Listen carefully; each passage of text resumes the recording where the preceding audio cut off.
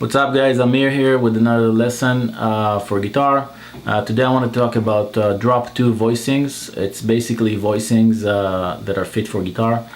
It's 4-note voicings. I'm going to go over the major 7, dominant 7, minor 7 and minor 7 flat 5.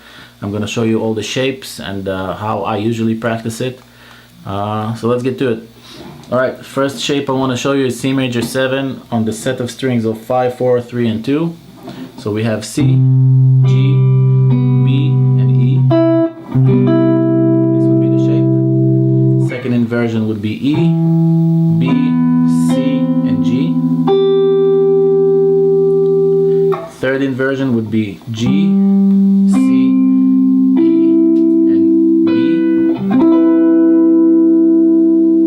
And the last inversion, fourth inversion would be B, E, then we go back to the root. So if I play them all together, one after one after another.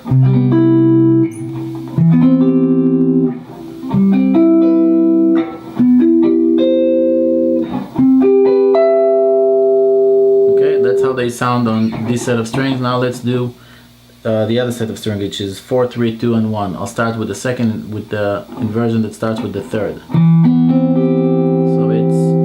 E, B, C, and G, then G, C, E, and B, and then the next inversion would be B, E, G, and C, C, G, B, and E, and so on.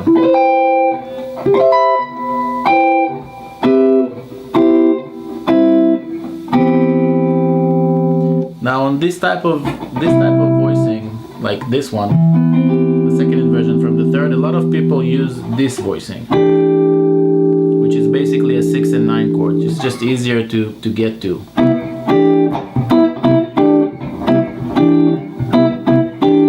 It's much easier to get to because it's all fourths, and people use it more than they use this voicing. They use this one more for ballads and stuff like that, but this one is more for like when you comp a singer or a player, you want to get to that chord really easily. That's a very easy way to get to it. The next one would be, and again, the way I practice it is I would practice it in the cycle of fifths. You can search the cycle of fifths online, put it on your screen or on a notebook, and just play throughout the cycle. This way you can cover all the scales. Let's say I want to do it in F, then it would be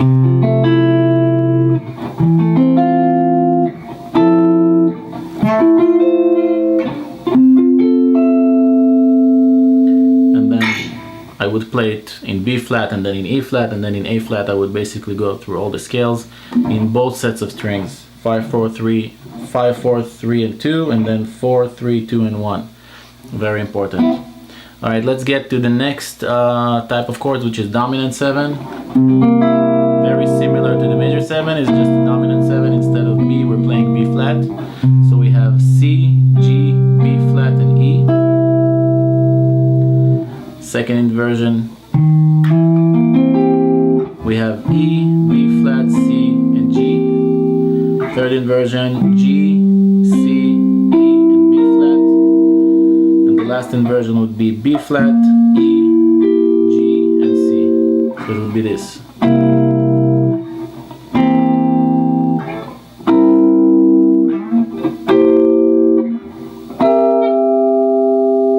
Let's do it on 4, 3, 2 and 1 in the other set of strings. So it would start, let's start with the third inversion.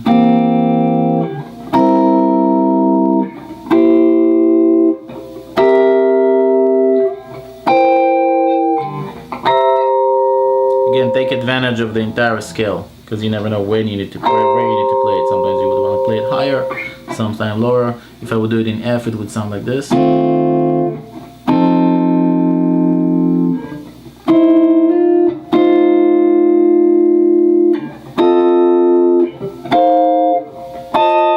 Then B flat.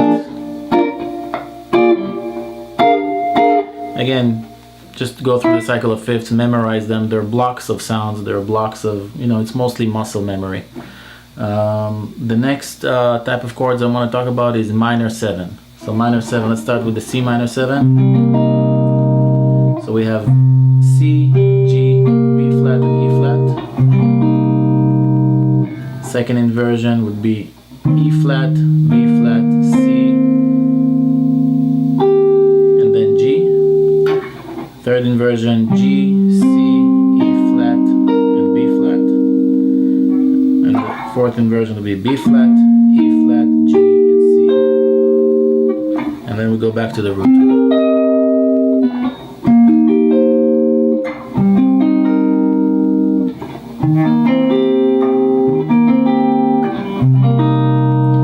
Do it on the second set of strings. Again, E flat, B flat, C, and G. G, C, E flat, and B flat. B flat, E flat, G, and C. And then the root C, G, B flat, and E. And E flat.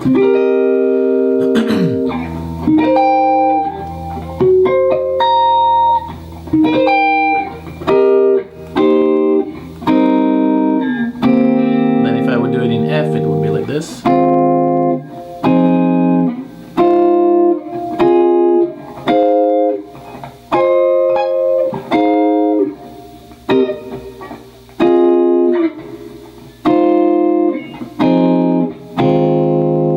Again, go through the cycle of fifths.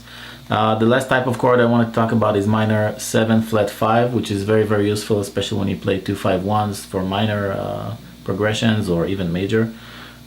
So the first chord would be C minor 7 flat 5 would be C, B flat, C, G flat, B flat, and E flat. Second inversion would be E flat, B flat, C, and G flat. Third inversion, G flat, B, E flat, and B flat. And the last inversion would be B flat, E flat, G flat, and C. Going back to the root.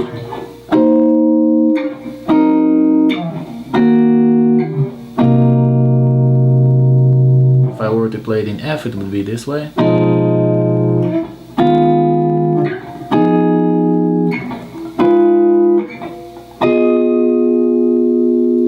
And these chords are very useful.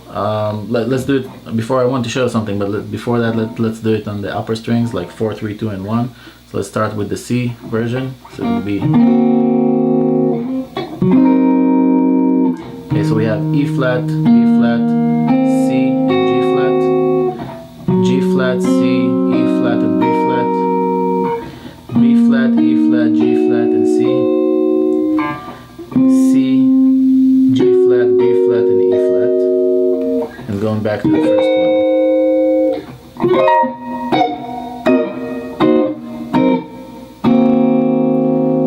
Now a cool trick on these ones is, let's say I play any inversion. Let's say I play this root inversion right here.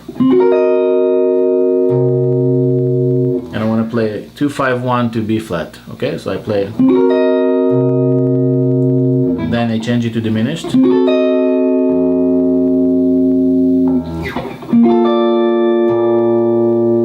So this was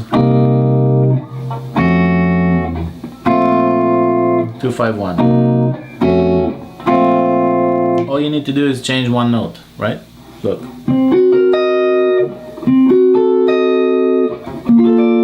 And you can do it with any inversion. Let's say I take this inversion.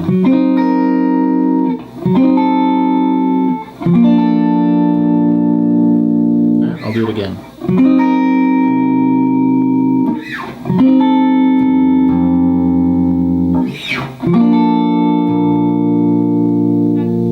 So if you have a bass player, these shapes are very useful. You learn to play with them. Plus, you can play a lot of these shapes on other chords, and they give you more tensions in the chords. Anyway, they're very, very useful. I'm pretty sure you can find a use for them in almost anything that you're playing. Hopefully you like this video.